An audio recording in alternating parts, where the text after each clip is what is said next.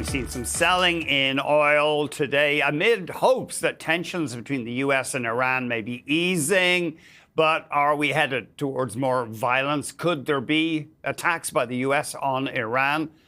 Let's get more from Gregory Brew, a senior analyst, energy, climate and resources at Eurasia Group, also an author on Iran. Gregory, thanks for joining us. I think you've done 2 books touching on Iran. I have, yes. Thanks so much for having me on. Thanks very much. So your take is that Iran, it's on a currently unsustainable course with steady deterioration of the economy and shocking violence that members of the Iranian elite say, well, we can't continue on this course. Absolutely. Iran faces probably its most acute crisis since the revolution, probably its most acute crisis in decades. Its economy is very poor. The recent protests were some of the largest in history. The regime used brutal force to put down those protests. So for now, there is a sense of uneasy calm with the leadership mostly rallying around the supreme leader, Ali Khamenei. But this is not a sustainable course. The economy continues to deteriorate without addressing the core concerns of the people, including the economy, but also the legitimacy of the regime.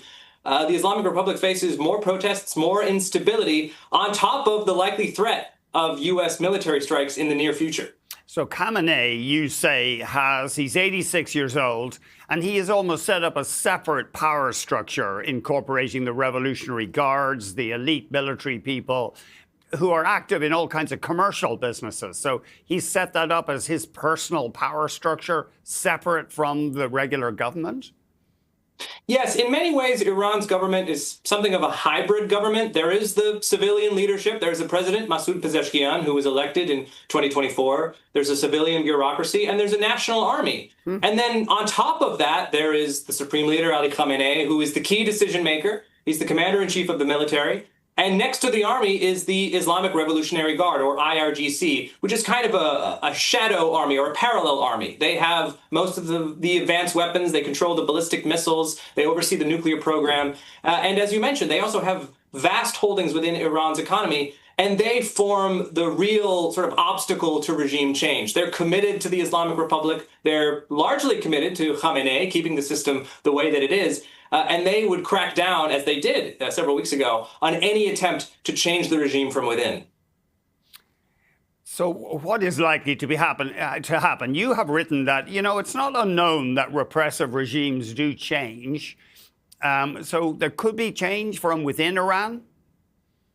Yeah, so if you look at there is an ongoing discourse inside Iran. Iran is not an entirely closed country. And there are members of the elite, including those with links to the IRGC, who have been very vocal about making some changes, right? Not sweeping the whole regime away and replacing it with something new, but adjusting the economic policies, adjusting some of the social policies, and perhaps even pursuing a deal with the United States. The problem with making any kinds of changes that go beyond what the regime has been willing to do is Khamenei. He is stubborn, he's a hardliner, he has final say on key decisions. So imagining the regime making any big changes. I mean, just today, there's some news of new talks between Iran and the United States later this week. It's still hard for me to see Iran from backing down from any of its long-standing red lines over enrichment or developing missiles, so long as Khamenei is still supreme leader. So what does this all mean for the oil industry? Obviously, from a business point of view, that's important. The U.S. has not mounted attacks, for example, that disrupted oil output. Correct. I mean, in the past, we've seen attacks between Iran and Israel, right? There were a few in 2024. And then, of course, there was the 12-day war last year between Iran and Israel that the United States came in at the very end to bomb Iran's main nuclear facilities before President Trump quickly pushed both parties towards a ceasefire, in part because he was conscious that the war would continue to put upward pressure on oil prices. Right now, prices have they fallen in the last day based on this news that perhaps strikes aren't imminent? But the likelihood of U.S. strikes, the possibility of disruption is continuing to put upward pressure on prices. And that may be playing into the U.S. position here. That may be part of the reason why Trump is willing to at least entertain the idea of talks with Iran. But for me, I don't think that's going to be an obstacle to strikes. I think the U.S. is still considering military action. When it comes, it won't be focused on oil. It will be focused on Iran's military. It will be focused on its missiles, potentially its nuclear program. I don't think the U.S. is interested in taking out Iran's export facilities or anything that would put a lot of upward pressure on prices in the short term.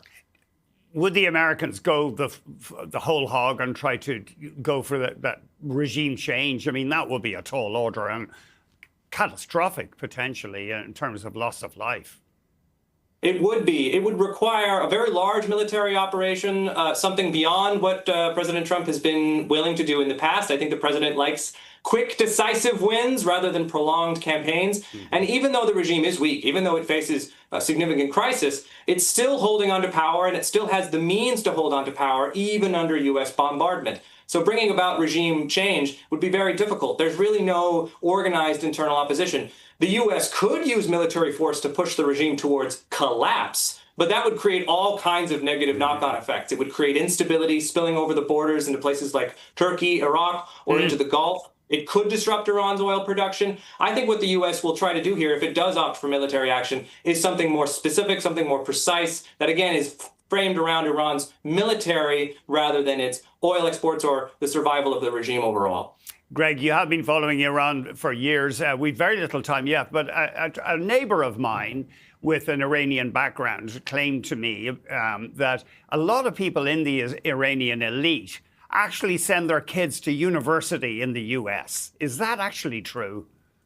It is true. They send the senior members of Iran's elite, they do. They send their children to schools in the U.S., in Canada, in Europe. They have access to wealth that the rest of Iran, the rest of the Iranian people don't really see. Many of them have ways of getting around U.S. sanctions. So it speaks to how this regime has been able to survive years of economic pressure. And the fact that it has an elite that remains at the top, that still has access to these things, it speaks to the degree of inequality and corruption that the Islamic Republic is based on. It is an aspect of the system. Gregory, thank you very much indeed. Gregory Brew, Senior Analyst, Energy, Climate and Resources at Eurasia. Really appreciate it.